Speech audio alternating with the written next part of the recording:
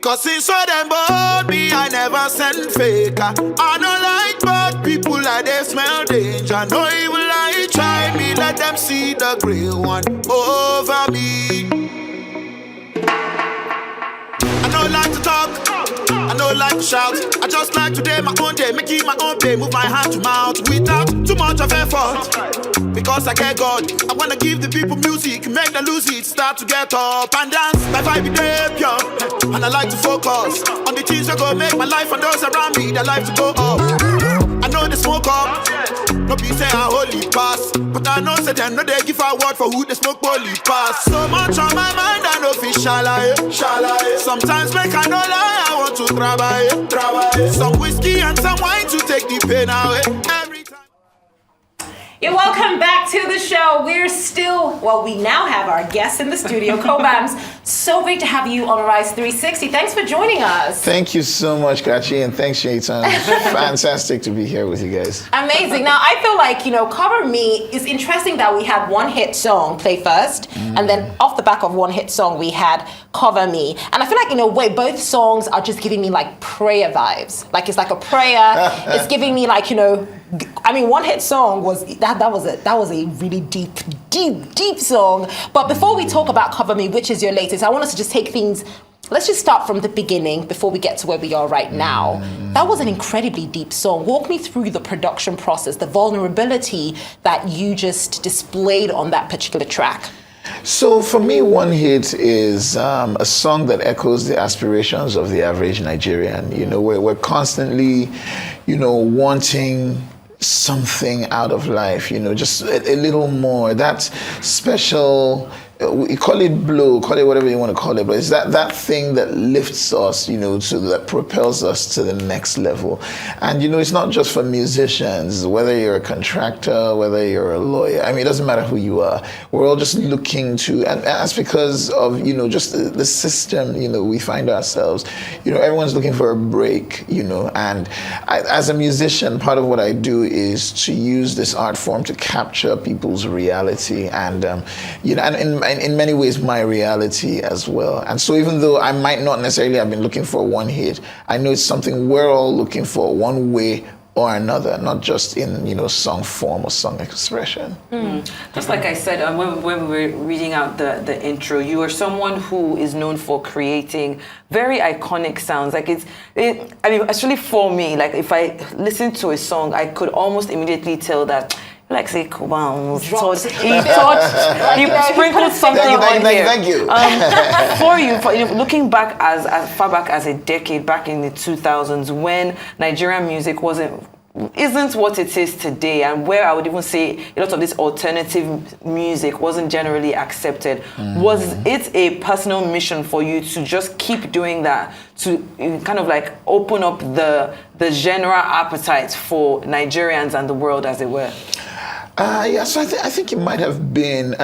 So you know how it is when sometimes you have like these well-crafted answers. I don't know if at the time I had the depth of foresight to say that was what it was for me. This is what I'm clear about. I wanted a sound that would be considered different. I wanted something that would stand out. I was to some degree tired of what I heard as Nigerian music. I grew up listening to a lot of hip hop, a lot of rap music, and then at some point I got introduced to a lot of classical music and a lot of jazz. And so I had all these influences, and I wanted to bring them to sort of expand the palette of the average listener. So I don't know if it was so much of a mission or if it was me just sort of using sort of the ear that I had, my appreciation for good music, and the skill to be able to bring that to life. I think that was pretty much what it was. It was more excitement, the excitement to create something new, I think. Yeah. When I just like, I feel like today you'll just be like, these two ladies brought me here to just toot my horn. Because I'm literally going to just speak on a story you've told a lot of times about how you got your first guitar. And you had a friend who actually collected it from his sister. Yeah, my first piano. Actually. Yeah, your first piano, sorry. And how, your hope, did she forgive you, by the way? Has she forgiven you guys? So that I've asked myself that question, but I don't know. She has to forgive you. You should have gotten that. She has to. You made a star out of me with your piano. Yeah. You need to let it go. She definitely has bragging rights. No, now, I she believe. does. I know. Well, you see, what was so significant for me in that story was you taught yourself to play. Yes. You taught yourself to play. So would you say that act, as maybe weird as it was, I mean, you have friends who are willing to go the extra mile for you, even though some people cannot even beat their chest to say, I have someone that could do this for me. But would you say that was a purpose-defining moment for you in your music career? I think it was. And, if you follow like the trajectory of people who have done, amazing things in life, you'll find that, whether it's their mother, whether it's a friend, whether it's a teacher, there always comes someone who, I don't even know if these people know what they're doing themselves, but they respond to what I want to call a higher calling and do something that is not traditional or not conventional. And it sort of becomes a defining moment in sort of creating the story and the personality that we have. So yes, I think that story, and for those who don't know, I have a friend of mine, Wrangler, wrote to me pretty much, I've outed him, pretty much gave me his sister's piano and told me not to play it outside, which amounted to something else. I'm not going to say on TV, but so and that's helped me start, my music in many ways. So, but how did you learn? Because I'm trying to imagine, and I don't think that's the one thing. Because I've seen you speak about you learned it, but how did you do it? Because that's the mental picture I'm trying to create that I'm struggling with. So you see, the thing is, music is straightforward. It's a matter of pitch and frequency.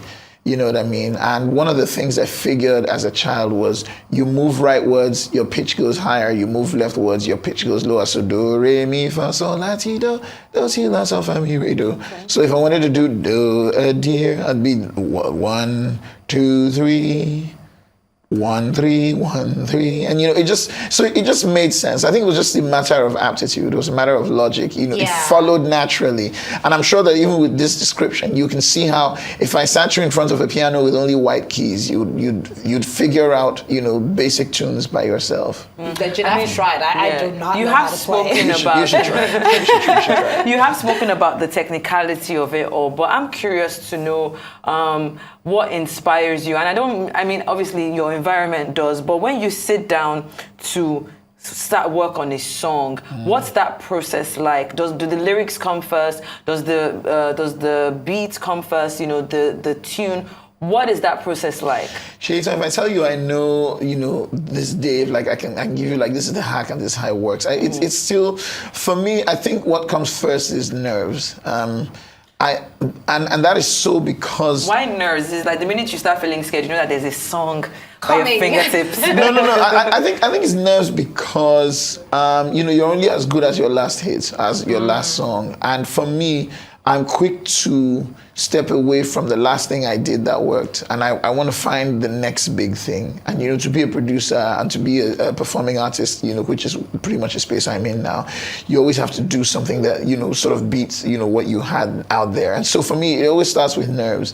And then, as that begins to settle, I sort of go into one of the places where I find music. And for me, it's a number of things. It's either waking up early in the morning, or, in the shower, or motion, whether a plane, a bus, a train, whatever, anything that creates motion, and then using that to sort of create music. So I think for me, it's finding those places. And then in terms of what comes first, like I said, it's so dynamic, but I find generally that the melody comes first, because the melody is what you remember. It's the heart of the music, exactly. And then you begin to fit lyrics, and you begin to use your skill set as a songwriter to fit in rhyme and rhythm and all these things. But you always start with like a melody that's I love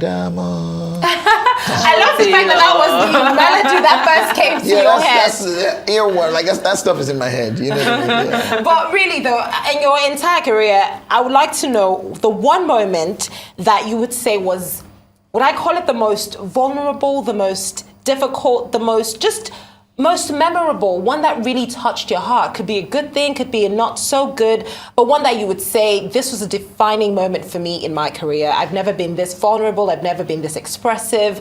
If you think back at your career, what would that moment be for you? To be honest, I'll most likely remember the correct answer to that when I step out of the studio away from this interview. So first of all, I follow a school of thoughts. I picked this up somewhere on the internet, I don't remember, that says something, and I'm paraphrasing, something like, throw away your old bank statements, keep your old love letters. And for me, what keep that your old love letters? Yes, throw away your old. That's the one you hear. It's like, oh, keep it. No, wait, I'm sorry, but I mean, why are you throwing away the bank statements and keeping the love letters? So basically, it's do away with the bad and keep the good. Keep the things that excite you and do away with those things that don't. Your bank statements, when last you read or go through your bank statement? Can I be honest, Cobhams? Can I be very honest? You've never gone through your bank statement? Well, not that, and whatever it is, I think, I'm sorry to say this, but why would I want to keep my old love letters? We're not together anymore. I might want to keep my bank statement to remember the money at least that I enjoy. You spend the money now. The thing with your old love letters, depending on how they make you feel, yes, people, you don't write letters to abuse yourselves and say the things that don't make you stay together or whatever. Yeah. Right. So I'm saying that to say. Because of that, it's kind of, I don't know, it makes it a bit difficult for me to remember. I live very much in the moment, and I know that's a bit of a careless thing to say, but so sitting here with you and chatting, and I'm happy, I'm vulnerable, I'm open, and so this is the moment for me here now. You know what I mean? So it makes it difficult for me to say, oh, it was that time. Whatever that time was, I'm sure I was present in the moment, vulnerable, happy, and all of that then. So it makes it really difficult. But I do know this much, that when I get out of here, I'm going to remember one moment, probably because it might have been the perfect answer for TV more than anything else. But in truth, I think for me, it's every moment. I'm very much in the moment. I love to be present. I'm enjoying your company. I'm enjoying the people who are watching who I can't even see them, for God's sake. But that's where I am. That's how I am. So I don't know about one moment in my life as such. Every moment in my life is I love that Definitely, moment. living in the moment. Yeah. And of course, we are enjoying your company, and we thank you for being here on the Rise 360. You're far too kind. So I was taking a look at an interview that you did a lot of years ago, and there's a quote here from you that says, music can change the world because it can change people. Now, taking that and looking at it on the backdrop of how well Nigerian music is doing right now. For someone, well, you did say that it's not as if you had the foresight, you were just doing your own thing, but you were ahead of us. Yep. You knew what you were doing all these years ago. And now we're seeing this rush of, foreign collaborations between our local acts and, acts from all over the world, the UK, the US, Jamaica, wherever. What are your thoughts on the current space of Nigerian music when you think about how far we've come, especially in foreign collaboration? Well, I'm certainly very proud of what we've achieved and what we continue to achieve and the strides we're able to make. And, you think about, from producers to musicians to, the Remas of this world, the Burners of this world, the Whizzes of this world, and and the Thames, and you think about just the exploits, the things they're doing, and for me, that's exciting, that's commendable, that's great. I'm really excited about it. Against that, though, I'm also a bit contemplative because at the same time, I'm following sort of the trajectory of just human relations, Africa and the rest of the world, and how we've always collaborated. Whether it's in relation to our palm oil, our timber, our oil, our everything, we've always collaborated. Our stories, whether with Nollywood or whatever, there's also the influx of, all of these, businesses, big studios, coming in here and all of that. And so for me, while this is great and this is commendable and I'm excited about it, I'm also a little contemplative because I would like to see an equitable, fair system where we're not just the talents who are being exploited, but we're also the ones, in whose spaces these things grow. So I would like to see, this contribute to our national economy on a much larger scale than it's currently doing. There's no denying the fact that, entertainment is one of our big exports right now, whether or not we document it as such. But, there's also an opportunity to be involved as aggregators, as store owners, the Apple Musics and the likes of this world, can sit comfortably in this space.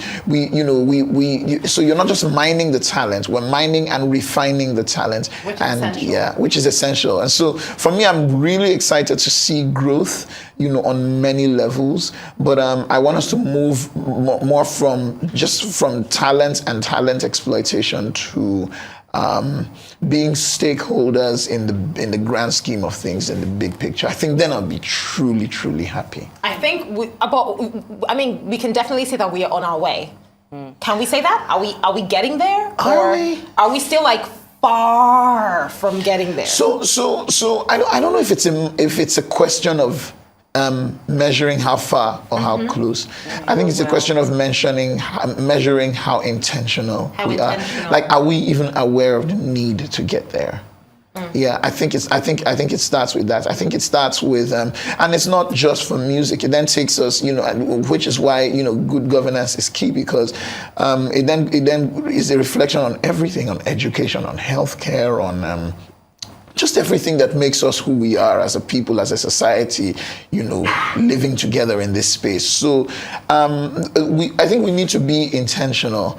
And in being intentional, I think, the government, for instance, need to not be reactionary as we are to things like football, where the Rashidi Yakinis and the JJ Okochas of this world make it important enough for everybody to start an academy somewhere. You know what I mean? So we always somehow the authorities, the people who legislate, are always the last to get it. Pick up on what's going on. And that's usually a problem. So I would like to see us respond quicker than we've been responding. And I think then we can begin to have a conversation around, really getting there. I think for me, it's more about progress. Getting there is nice and good, but I think are we making progress? Are we moving forward in the right direction? Hopefully we are. Well, Cobhams, this has been epic. We know you just put out a new single. I'm singing because I'm trying to, sell the voice, You sold it. You sold it from Kachi. You sold it. Selling the voice. It's called Cover Me. But while we take that track, I've got to say a big thank you to you for joining us on Arise 360. Thank you so much. We look forward to having you back here sometime soon.